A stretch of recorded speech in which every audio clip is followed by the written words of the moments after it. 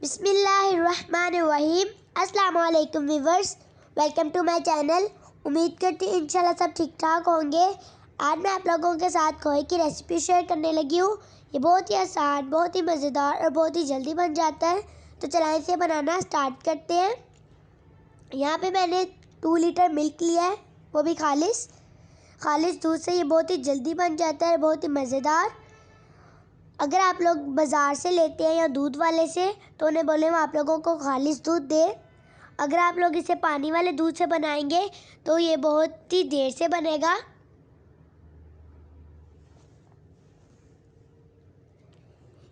जब इस पे बॉयल आ जाए तो उसके बाद आप लोग इसमें मुसलसल चम्मच हिलाते रहें। इसे चम्मच हिलाना बंद ना करें वरना आप लोगों का दूध नीचे लग जाएगा। और फ्लेम को हाई रखें।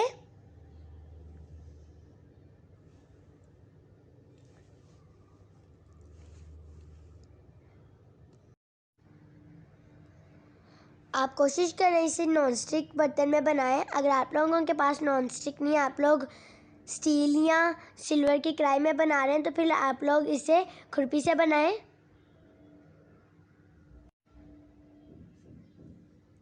खोया बहुत सी चीज़ों में इस्तेमाल होता है।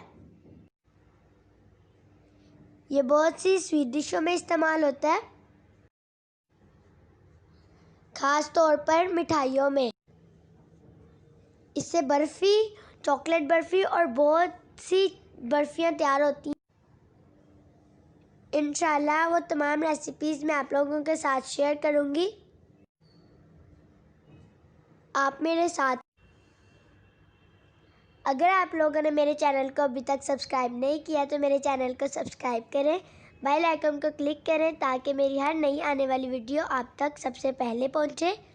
और अगर आप लोगों को मेरी वीडियो अच्छी लगती है तो मेरी वीडियो को लाइक करें, शेयर करें अपने फ्रेंड्स के साथ और फैमिली मेम्बर्स के साथ, और मुझे कमेंट करके बताएं कि आप लोगों को मेरी वीडियो कैसी लगी।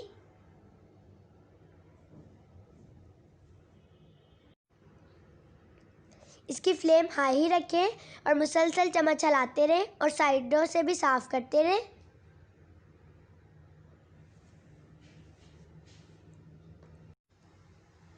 माशाल्लाह ये देखें तैयार होने वाला है।